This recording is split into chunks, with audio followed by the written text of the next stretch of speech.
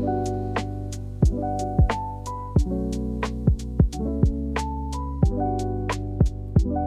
everybody, welcome to Luna Unscripted, where we talk about real life, real career paths, clinical insights, and just share the nitty-gritty details of life as a PT. I'm Katie Wiley, one of your hosts. And I'm Joe Valdez. And I'm Marcy Arenas. We're so excited to have you today. It's a great Thursday. Bear with me, I sound a little bit like a frog today. Fun allergies and germs from my kiddos, so I'm at a lower octave today, but I'm still so excited to share and talk with you about our lives as PTs, get to know us a little bit, and share more about Luna and just PT life in general.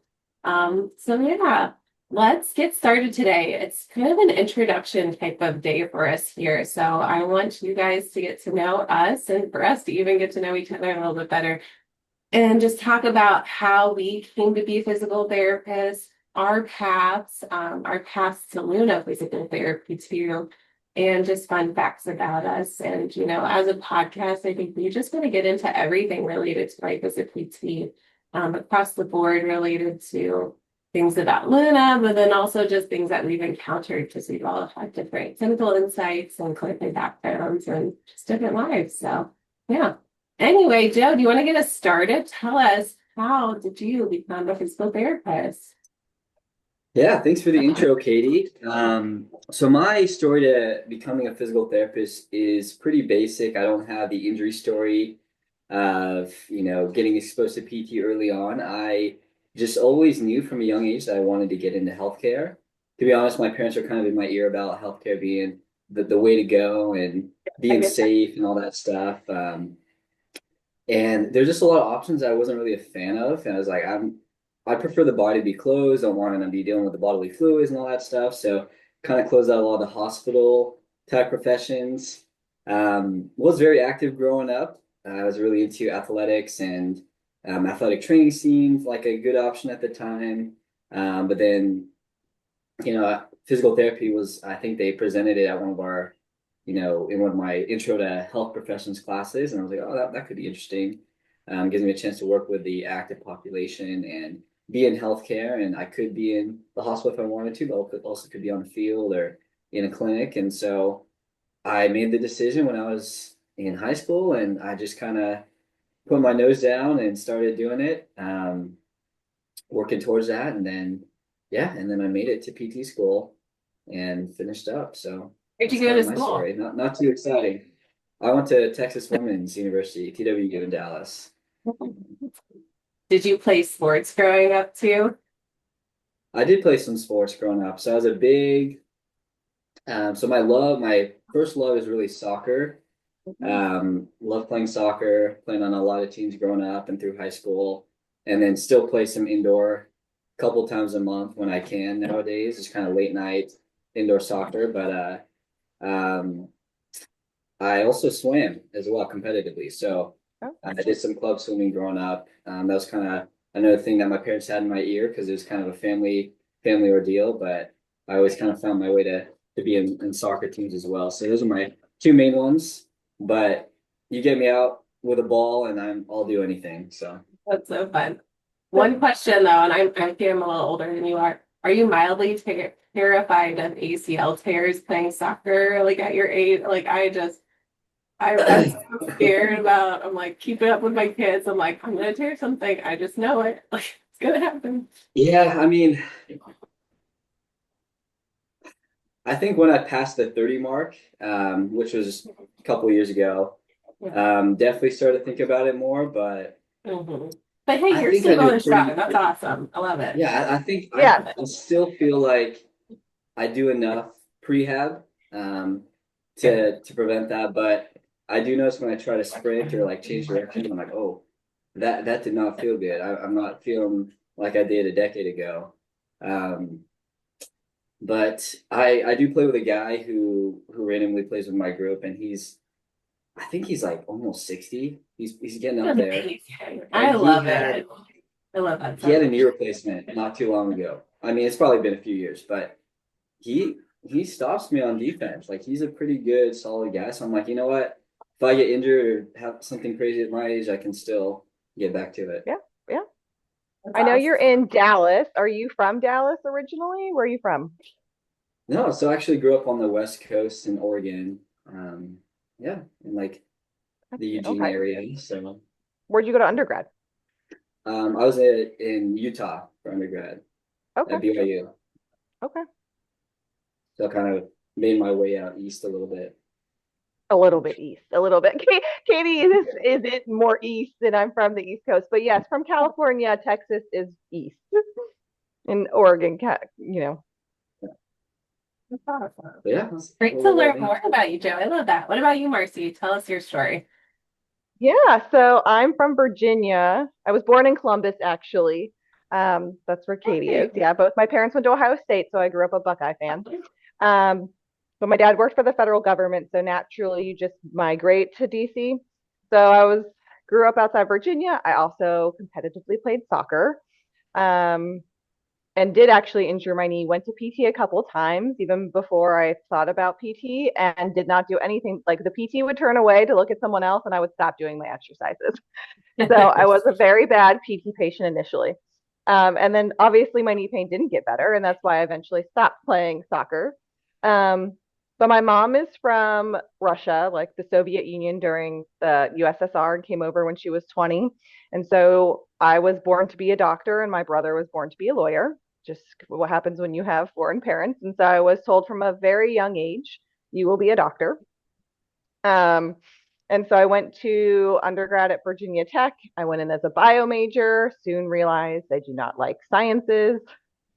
So I switched my major to history and was going to become a history teacher. When I told my parents that, my mom was like, yeah, no, we won't pay or help for any of this if you're going to be a history teacher. And so she called me about a week later and said, I found this thing called Doctor of PT. You can still become a doctor, but without the, years and years of training and all that kind of stuff after.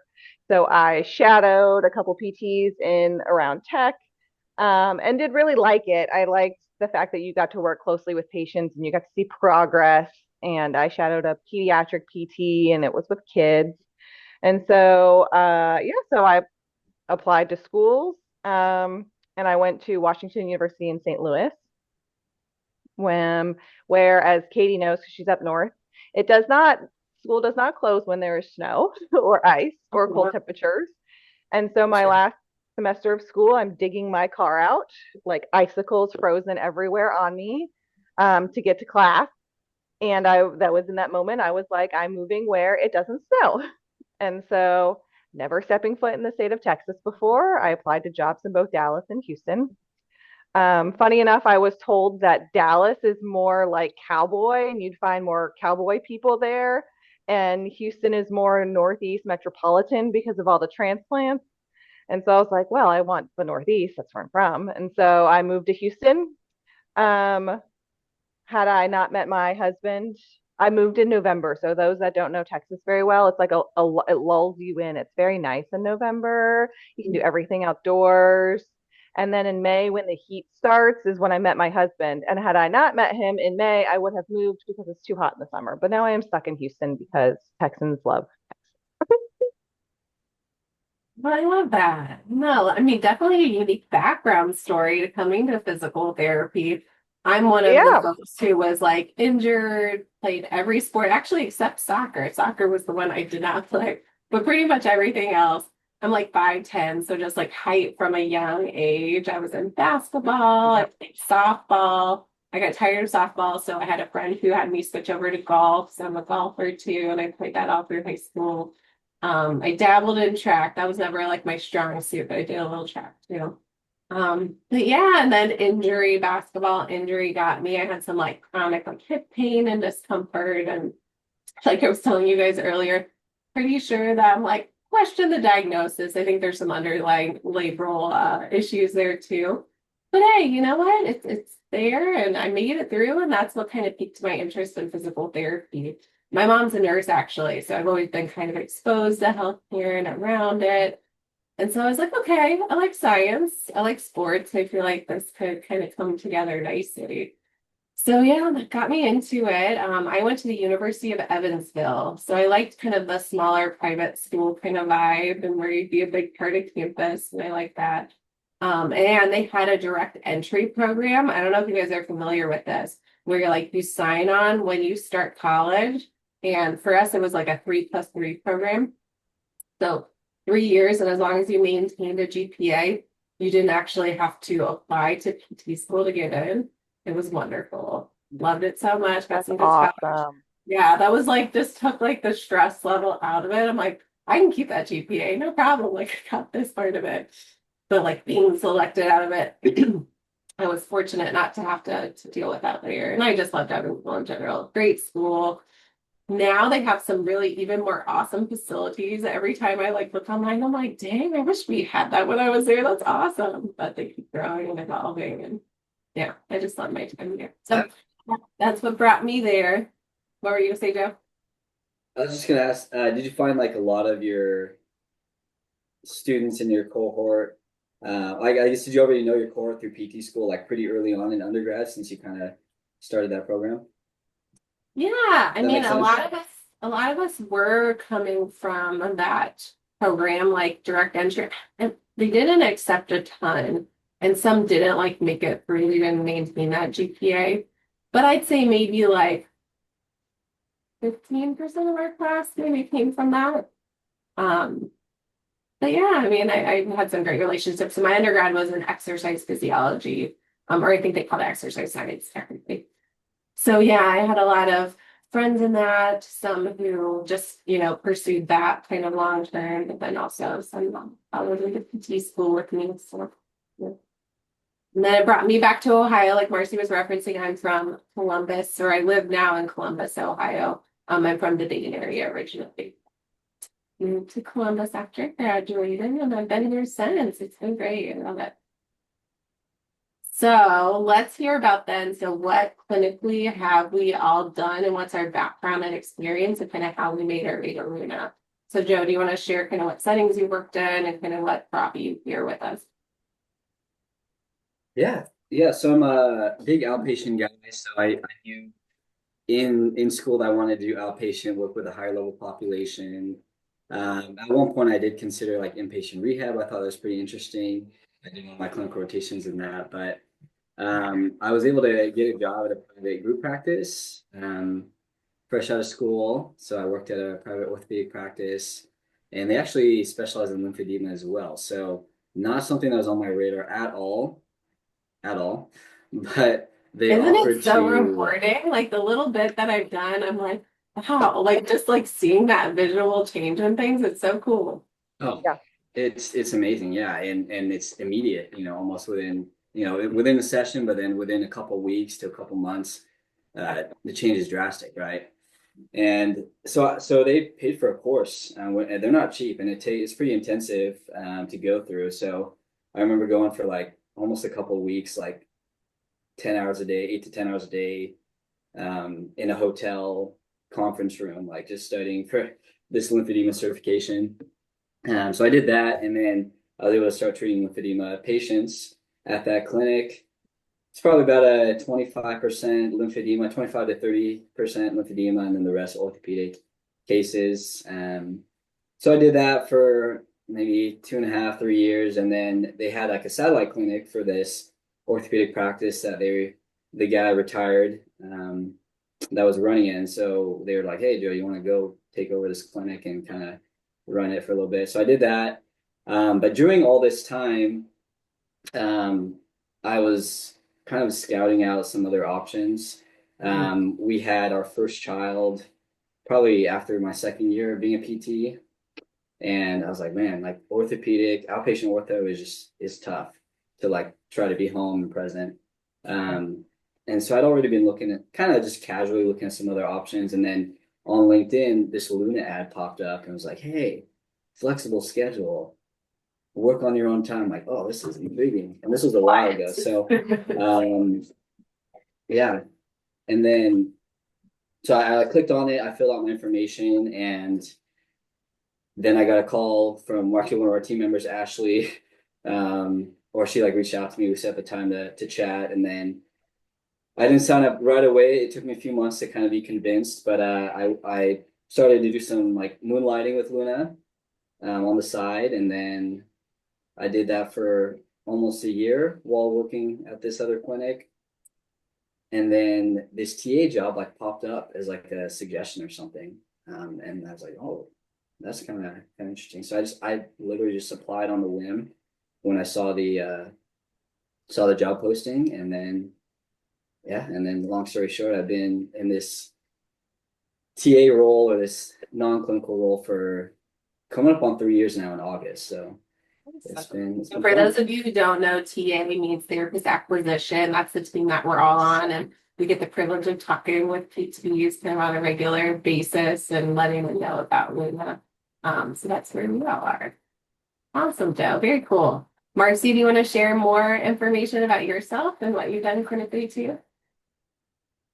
Yeah, so moved to Houston, sight unseen. I worked at Shriners Children's Houston.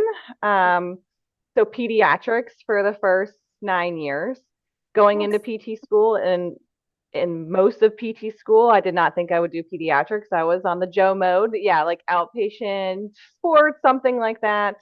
I did a rotation in because, we all generally had to do at least one acute care or some sort of inpatient rotation along with most of the outpatient ones.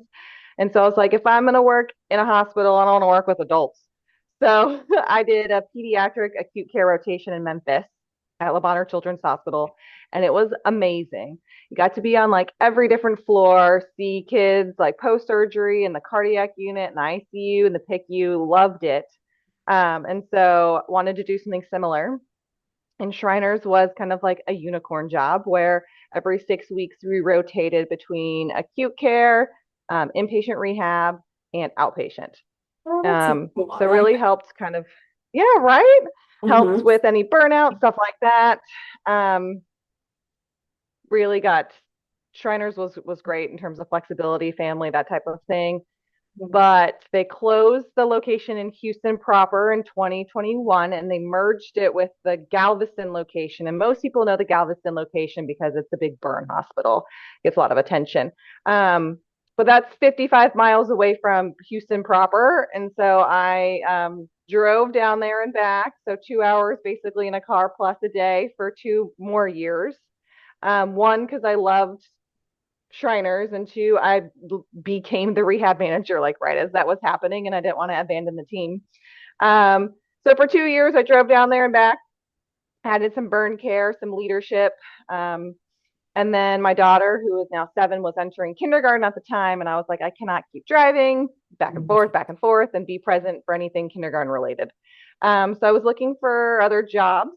I also came across Luna randomly, and was like, okay, this is interesting. I had a call. This was back in 2022, something like that. I had a call with Ashley, same Ashley. But Luna was brand new in Houston, and so she was like, "We're growing." One of the things I love about our team is that we're super honest. She was like, "We right now you wouldn't be able to support a full time like caseload. It would happen eventually, just not right now." And I needed something full time right then.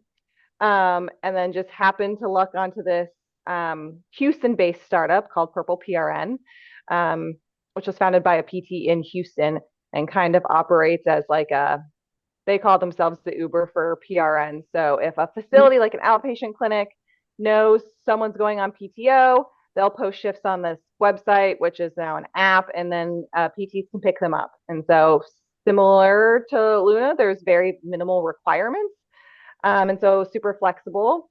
And so I would go to clinics and see patients in outpatient clinics. And then I also did recruiting and marketing and operations stuff on the admin side for almost 2 years. Um, Last May, I randomly got an email from one Joe Valdez about Luna. And I was like, this it like happened to be the perfect time. I was getting really burnt out in the clinics. Like, doesn't matter how great the EMR system is or things like that. When you're seeing 2 to 3 patients at one time, it's just your brain is there.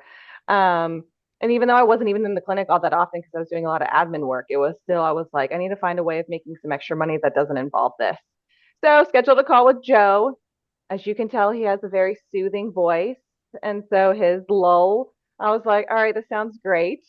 And signed up and started seeing patients last July and have really liked treating patients with Luna. I bet Joe has probably the same experience. It's different. It's one-on-one. It's really function based at their house, things like that. And then I saw this TA position come up open as well. I was really craving a team environment, and so applied to that and ended up here a couple months ago. Well, I love it. Oh, I love how also we one of the oh, go yeah, ahead. What are you saying? one of the things I'm really proud of is that Shriners, I started a sports, so I added some of that sports piece in. I added a sports med program. Um, we started working with the Houston Rockets team physician at the time, actually, Alfred Mansour. And so he would pro bono come and do like sports surgeries at Shriners. And Shriners was great because it took patients regardless of their ability to pay. So I was able to see patients from like week one ACL all the way to return to sport, which is really unheard of in therapy world, all the way to 9 to 12 months. Yeah, and so I developed a protocol for return to sports, and then Shriners did a whole research study on it, and I got it published, and all the Shriners like hospitals followed it. And so I added my sports little piece into there, even though I did mostly peds. Very cool. I love that.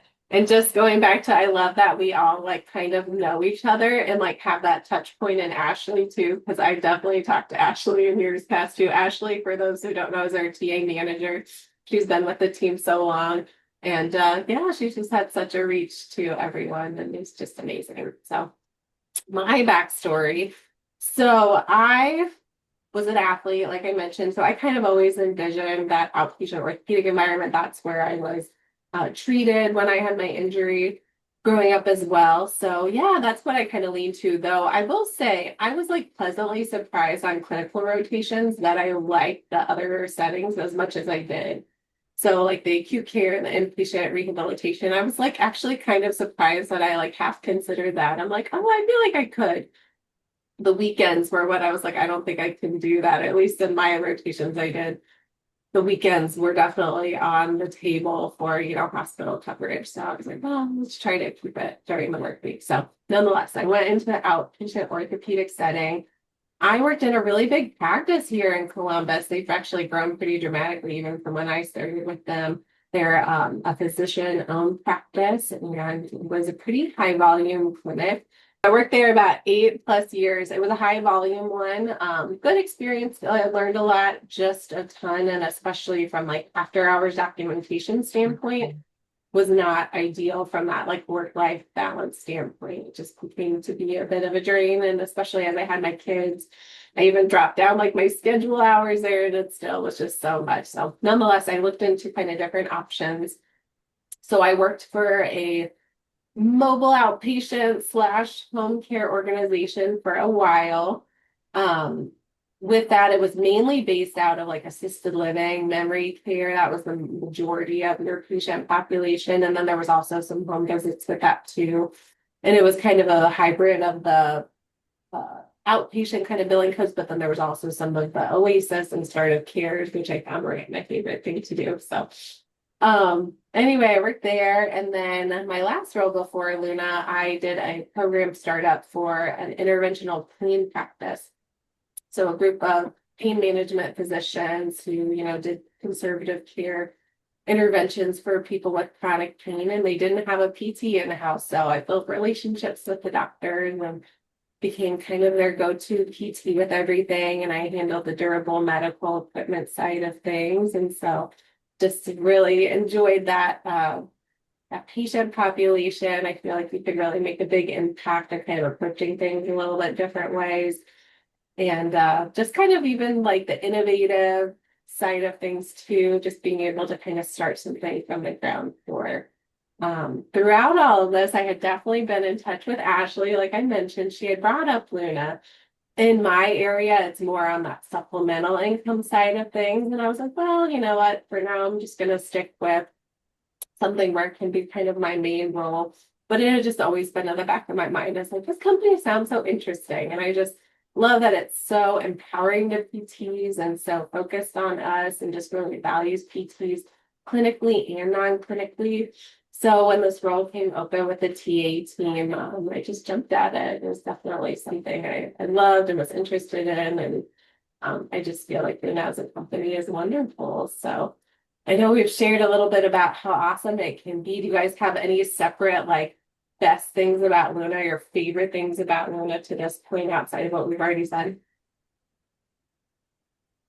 I love the app. I mean, it's a game changer. When I was first heard about Luna and that you can do everything on your phone while you're in your car, I mean, I was like, well, this is a total game changer, like I said. And I think our engineering team is just on top of continuously making adjustments and improving the experience to make things easier for us. So I honestly think the app is probably what set us apart or set Luna apart early on for me was the technology that we use. For sure. Yeah. What about you, Marcy? Yeah. For me, it's a couple things. I think first is that it kind of really, we were talking a little bit about treatment styles and things like that. It really lends into, so I went to WashU. WashU is very much known for movement systems impairments. Shirley Sarman, she's like the godmother of that. And so very function-based things. And in a clinic where you see multiple patients at one time, you can't just stare at their scapulae and see what they're doing. You're just like, go over there, do this.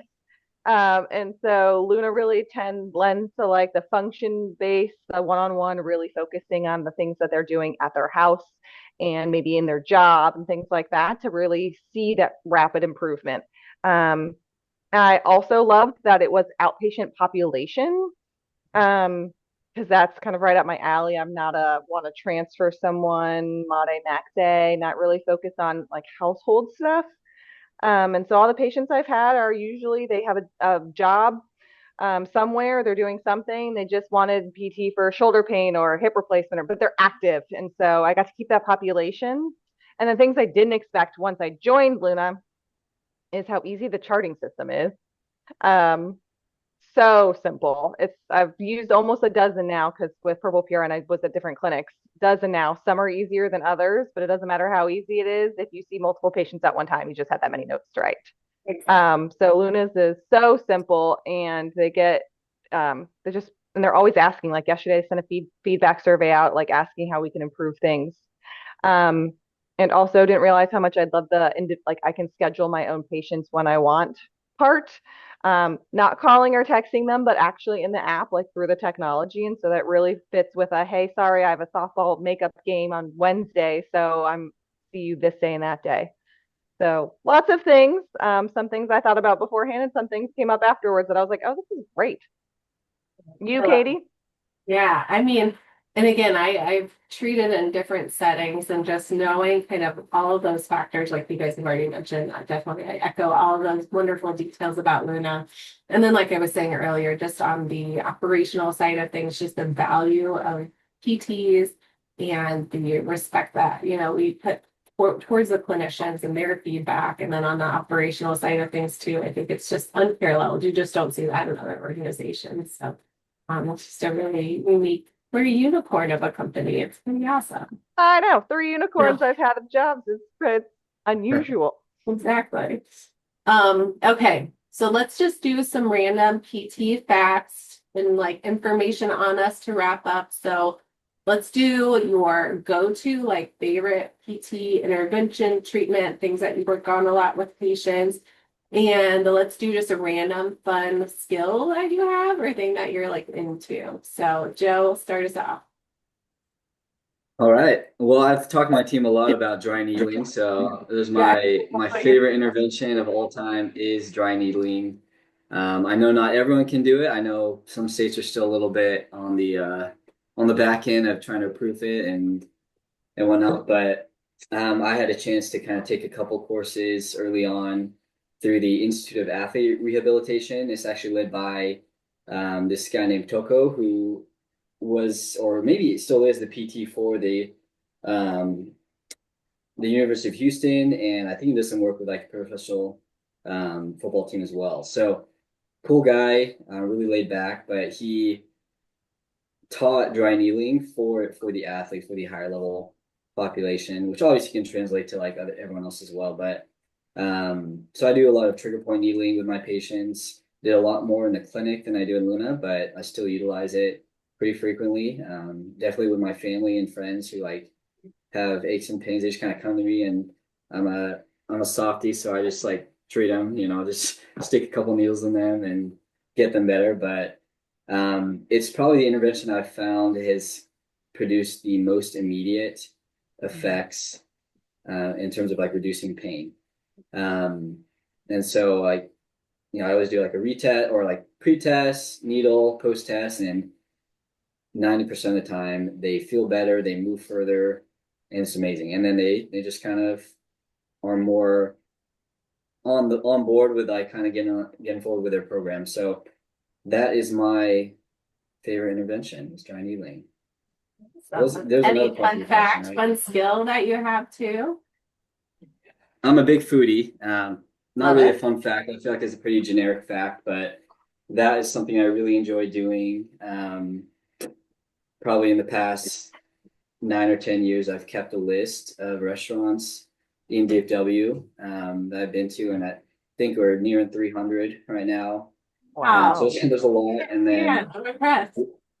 yeah, and then when we plan trips, which we like to do, every now and then, they're mostly based around food. So there's a good chance if it's like a major city or like a country that I have a list of recommendations. So that's kind of what I enjoy doing. I joke with my friends and my wife that if I wasn't a PT, I'd probably just go rate food places and film Probably reviews and still do that on whatnot. the side.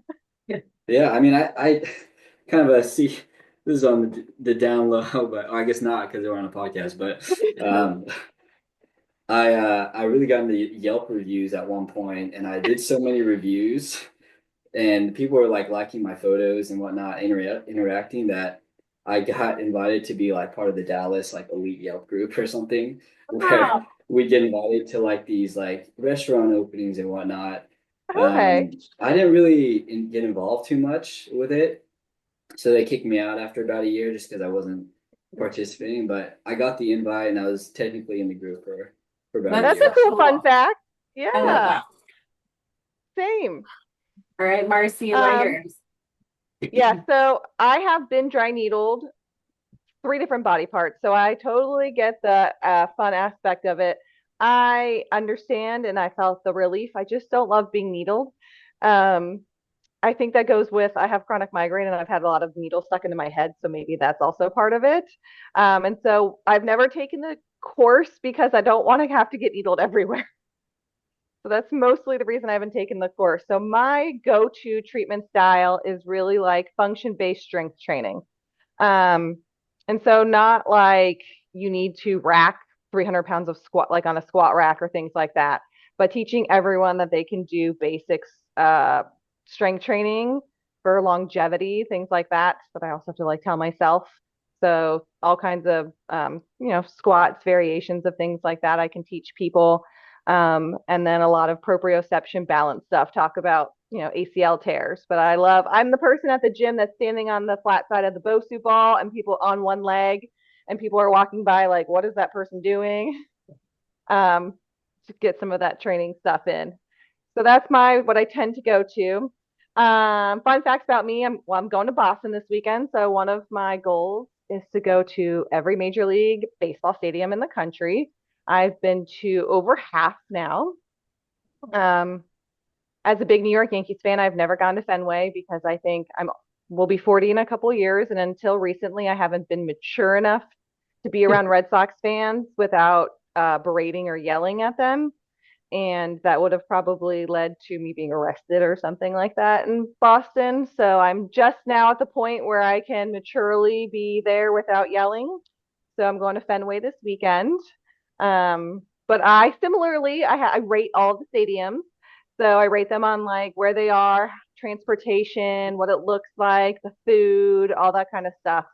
Um, and so one of the top stadiums is actually in Kansas City. Kauffman isn't super new or anything like that, but they have amazing food and frozen custard, and I really liked being out there. Yeah, I feel like Fenway actually. It is actually a really good location, and it's just like such a cool kind of I preserved know. I don't stadium want to vibe. like Fenway, You're gonna but like yeah, it, and you're I gonna be know. mad that you don't get it.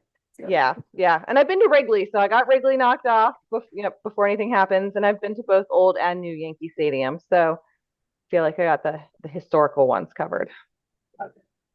I'm Okay, gonna need a list time. of food Go when you ahead. go to Sorry. Boston, Marcy. Last time I went to Boston, I was like 18 years old, so I didn't keep a list then, but I wanna know where you go. Oh yeah, and you will. I'm taking walking food tours, so I'll let you know all about the food. I'm like, I'm not learning. I mean, I was a history major, so I love history. But nowadays, I'm like, I'm not doing a tour if I'm not eating something.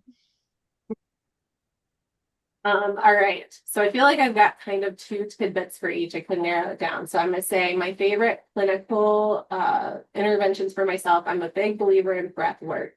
I think that's something a lot of people have issues with, and it can lead to chronic just poor mechanics and pain and things like that. And especially with that more recent history working with the chronic pain population, breath work I think is really important and can help with so many people. I know it may not have the best efficacy for all, but I am surprised that kinesio tape actually can be fairly effective. I've had some very interesting situations where like somebody had this like odd pocket of swelling somewhere and it just would not go away despite icing and things like that. And you do like an edema taping and it was like gone. It was like, wow, like I just surprised myself with some of them. Or for people who are more hesitant to more like invasive kind of methods, it's like okay, if you don't like it, no biggie, you just take it off. But if it does work, maybe it's improving your posture, maybe it's giving it a little more support. So like just depending on the clientele, that's one I've just been surprised about that like can be effective, especially for people who are a little more like, oh, I don't want you to do anything like invasive. Yeah. Um, Fun me facts. I like to cook a lot. So foodie, I like to go out to eat, but I like to cook too. And I'm actually a sourdough person. So I made some sourdough focaccia this weekend and some cinnamon bread. It was so good. You're gonna have to Yeah. figure out how to pack that and like overnight it to Ship it to the Texas. team, like everybody on Yeah, the team. You get a yeah. sourdough. You get a sourdough. Yeah, I should do that. And I like music a lot and I like going to concerts. So I think this year we've got like 5 or 6. So I go to concerts pretty regularly. And I have kind of an eclectic music taste too. So I'm Bruno curious to Mars hear is the some of these next one concerts. coming up. What'd you Yeah, say? I said tell us I'm about the curious to hear concert. some of these concerts. Like what Um, concerts are you gonna do? yeah, so like Bruno Mars is coming up. I've got that one coming. Who else do we have this year? Do you know who Ray LaMontagne is? He's No. like kind of a la like Van Morrison. You should look him up. You probably know a couple of his songs. He's going to be at like a smaller venue in Columbus. I'm going to do that. He's more like chill listening vibe. Foo Fighters later this year too. Oh, okay. Cool. Yeah, Foo Okay. Fighters, Somber. So yeah, anyway, I like concerts. Yeah, that is pretty eclectic. Mhm. All across the thank my family for my exposing me to lots of music and just we just enjoy concerts. So go with friends, go with my husband, go with my family. It's fun. Did you take that course? If you can't breathe, you can't function. Is that how you got into? No, but it's just something. So like I've taken a lot of courses just related to chronic pain, but just also pardon me, something I've noticed just as a treating clinician, people just being so out of whack with their breath rate. Me right now too, actually.